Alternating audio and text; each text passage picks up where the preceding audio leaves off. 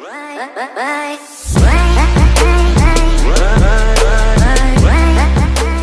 Bapak Ibu Saudaraku yang Tuhan Yesus kasihi dimanapun Anda berada. Senang bisa berjumpa kembali. Hari ini kita akan kembali bersama-sama datang beribadah dan mendengarkan firman Tuhan. Mari sebelum kita mendengarkan firman Tuhan, tundukkan kepala, kita berdoa. Tuhan Yesus yang baik, kami mengucap syukur buat seminggu yang Tuhan sudah tuntun sertai kami. Dan hari-hari depan kami pun kami percaya Tuhan pasti menyertai kami. Terima kasih buat kesehatan, terima kasih buat kekuatan, terima kasih buat berkat jasmani, berkat rohani. Terima kasih buat orang-orang yang Engkau tempatkan untuk mengasihi kami. Dan hari ini pun kami mau belajar firman Tuhan. Berfirmanlah bagi kami, pakai hamba-Mu yang sangat terbatas ini dengan kuasa yang tidak terbatas daripada Tuhan. Dalam nama Tuhan Yesus Kristus, haleluya, amin. Bapak Ibu Saudaraku yang Tuhan Yesus kasihi, hari ini judul firman Tuhan adalah lebih dari pemenang. Ada apa dengan judul ini? Ada apa dengan lebih daripada pemenang ini? Saya diingatkan dengan sebuah kisah true story pertandingan antara Mike Tyson melawan Evander Holyfield. Pada pertandingan pertama tanggal 9 November 1996, Holyfield itu menang TKO melawan Tyson. Namun pada tanggal 28 Juni 1997, pertandingan kedua kalinya mereka harus bertemu. Tyson didiskualifikasi dalam ronde yang ketiga ketika ia menjadi marah karena terkena serudukan kepala daripada Holyfield dan bertarung Tyson tanpa karet pelindung gusinya. Ini mengakibatkan ia menggigit sepotong dari telinga Holyfield. Ketika itu, wasit Mills Lane memperingatkan Tyson, ya, karena Tyson melakukan hal yang tidak sportif. Namun Tyson akhirnya menyerang kembali telinga lainnya yang dimiliki oleh Holyfield. Ada apa dengan Tyson? Nyatanya Tyson itu kehabisan daya tahan atau tenaga dalam menghadapi lawannya yaitu Holyfield.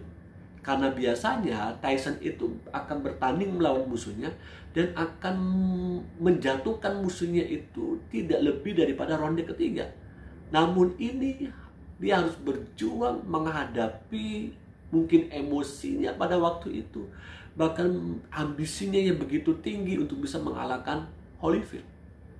Bagaimana dengan kehidupan saya dan saudara? Apakah hari-hari ini kita masih punya tenaga, masih punya power, energi untuk menghadapi pergumulan masalah yang sampai hari ini belum kunjung reda? Kita masih berjuang menghadapi pandemi COVID-19. Kita melihat bersama-sama dalam surat Yakobus pasal 5 ayat 7 sampai dengan 11. Karena itu saudara-saudara bersabarlah sampai kepada kedatangan Tuhan. Sesungguhnya petani menantikan hasil yang berharga dari tanahnya dan ia sabar sampai telah turun hujan musim gugur dan hujan musim semi. Kamu juga harus bersabar dan harus meneguhkan hatimu karena kedatangan Tuhan sudah dekat. Ayat 9. Saudara-saudara, janganlah kamu bersungut-sungut dan saling mempersalahkan, supaya kamu jangan dihukum. Sesungguhnya hakim telah berdiri di ambang pintu. Saudara-saudara, turutilah teladan penderitaan dan kesabaran para nabi yang telah berbicara demi nama Tuhan.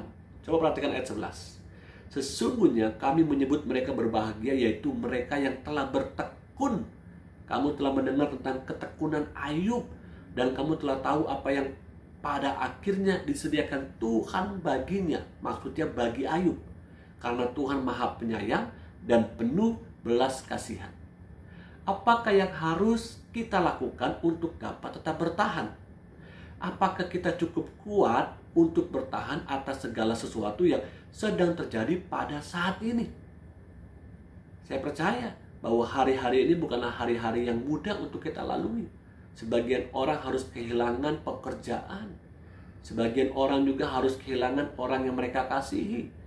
Bahkan juga sebagian orang lagi harus rela untuk memulai sesuatu dari nol, bangkit kembali dari usahanya yang profitnya menurun, bahkan mungkin bangkrut. Yang pertama, menjadi rema buat kita lewat firman Tuhan dalam surat Yakobus ini adalah bersabarlah seperti seorang petani menantikan hasil. Yakobus pasal 5 ayat 7 tadi katakan, karena itu saudara-saudara bersabarlah. Kata bersabarlah itu digunakan kata makrotumeo, sampai kepada kedatangan Tuhan. Sesungguhnya petani menantikan hasil yang berharga dari tangannya, dan ia sabar sampai telah turun hujan, musim gugur dan hujan musim semi. Kata bersabar ini kita menemukan ada 4 kali digunakan dengan menggunakan kata makrotumeo. Sedangkan kata bertekun hupomone itu 2 kali digunakan. Karakter yang Tuhan inginkan dalam kehidupan orang-orang percaya adalah yaitu bersabar dan bertekun. Apakah kita termasuk orang-orang yang dikategorikan sabar? Orang yang tekun untuk mengerjakan segala sesuatu. Ciri orang yang bertekun adalah setia, tidak mudah menyerah, never give up. Apapun yang dihadapinya mungkin tidak langsung berhasil, tidak langsung sukses, tapi dia harus berjuang untuk bisa bangkit dari keterpurukan.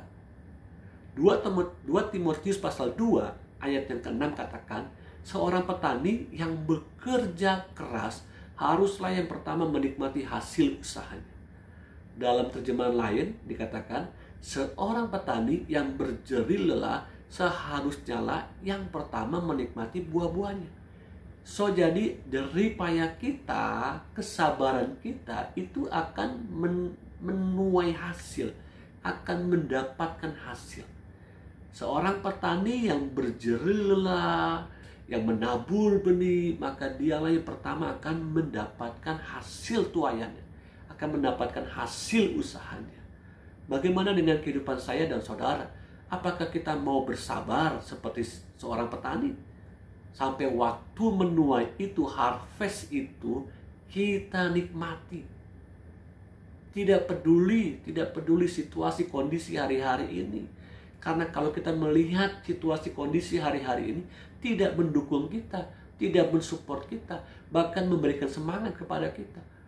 Bahkan kita berharap kepada orang-orang yang ada di dekat kita, lingkungan kita, untuk bisa memberikan kekuatan kepada kita. Kita berharap mungkin kepada suami, istri, anak-anak kita, bahkan orang tua kita. Atau kita mungkin berharap kepada gereja, berharap kepada pendeta, kakak rohani, dan lain sebagainya. Namun mereka terbatas untuk memberikan semangat kepada kita. Maukah kita bersabar? Maukah kita sungguh-sungguh meminta Tuhan ambil alih hidup kita sepenuhnya, dan apa yang menjadi bagianku dan bagianmu, itulah yang kita lakukan. Selebihnya biarkan Tuhan berperkara atas apa yang kita sedang kerjakan, apa yang sedang kita doakan. Itu yang pertama. Yang kedua, bertekunlah di dalam penderitaan seperti Ayub. Yakobus pasal 5 ayat 11 katakan, sesungguhnya kami menyebut mereka berbahagia, yaitu mereka yang telah bertekun, hupomeno. Kamu telah mendengar tentang ketekunan hupomone, Ayub, dan kamu telah tahu apa yang pada akhirnya disediakan Tuhan baginya, karena Tuhan Maha Penyayang dan penuh belas kasihan.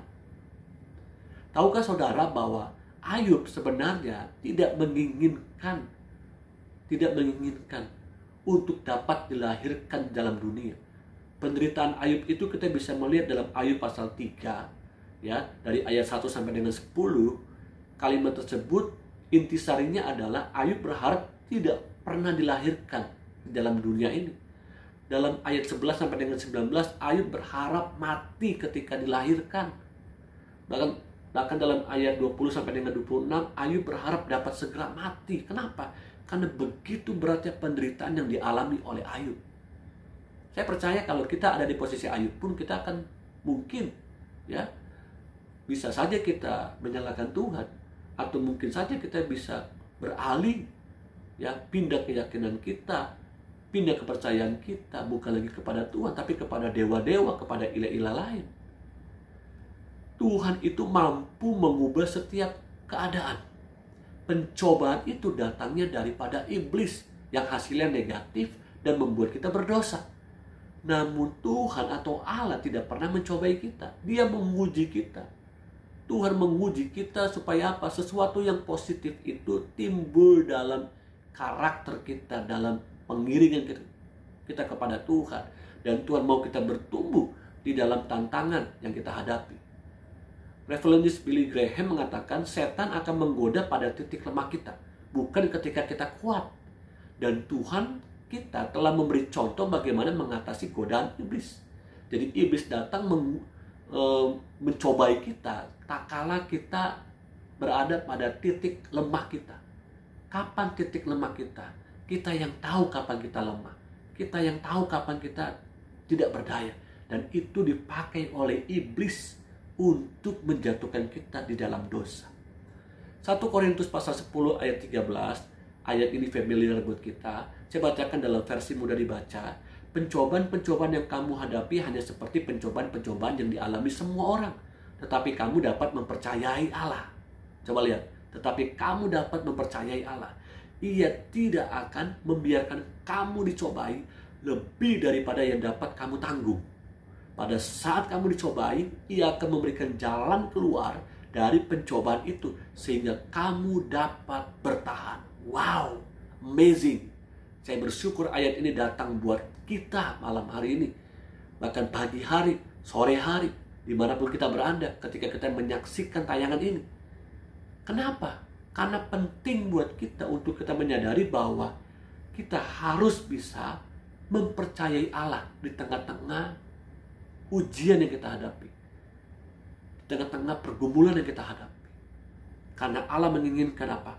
Allah menginginkan kita keluar dari pencobaan. Bahkan Allah berikan solusi jalan keluar kepada kita.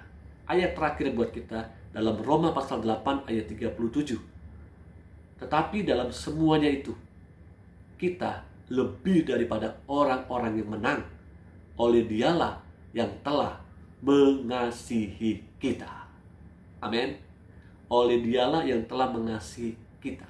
Kita lebih daripada seorang pemenang. Izinkan saya berdoa pagi hari ini buat kita bersama-sama. Tuhan sudah memberikan kemenangan kepada kita.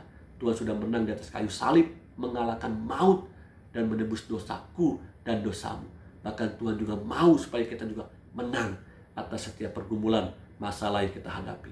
Mari angkat tanganmu dan bersama-sama dengan saya kita berdoa. Tuhan Yesus, terima kasih buat hari ini firman Tuhan datang bagi kami bahwa Tuhan mau kami lebih daripada seorang pemenang. Kami tidak boleh kalah terhadap masa lalu kami. Kami tidak boleh kalah dengan penyakit kami. Kami tidak boleh kalah dengan masalah keuangan kami. Kami tidak boleh kalah dengan masih banyak masalah-masalah yang harus kami hadapi. Karena kami tahu Tuhanlah kekuatan kami. Tuhan yang memberikan kami jalan keluar. Dan Tuhan sudah mengaruniakan kepada kami Roh Kudus, Holy Spirit, tinggal dalam hidup kami. Apapun yang kami hadapi hari ini, kami minta kekuatan daripada Tuhan yang baru atas kami. Karena itu Bapak Ibu Saudaraku yang Tuhan Yesus kasihi, arahkan hatimu, buka hidupmu, terima berkat Tuhan. Terimalah kasih karunia Allah Bapa, cinta kasih sayang putranya Tuhan Yesus Kristus, pertolongan penghibur Roh Kudus, menyertai hidupku dan hidupmu hari ini, sampai selama-lamanya Yesus datang kali yang kedua. Yang terima berkat Tuhan dan percaya kepada Tuhan, katakan amin. Amin, amin. Tuhan Yesus menolong, memberkati. Kiranya firman Tuhan hari ini dapat menjadi berkat buat kita. Bagikan firman Tuhan ini kepada sesamamu, kepada keluargamu, bahkan kepada teman-temanmu dan komunitasmu. Tuhan menolong kita. Haleluya. Amin.